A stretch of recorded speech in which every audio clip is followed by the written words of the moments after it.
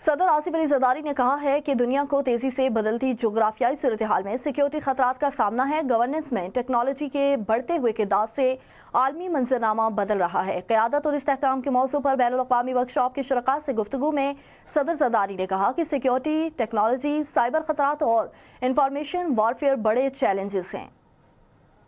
At the same time, climate changes, resource scarcity and disinformation cross borders, demanding collaboration solutions.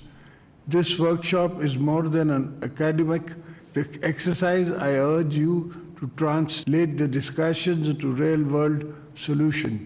Pakistan stands ready to work with all nations to build an understanding, peace and sustainable development. I thank organizers, participants and I envy you for making workshop possible. May your discussions be insightful, your collaboration lasting and your time here meaningful.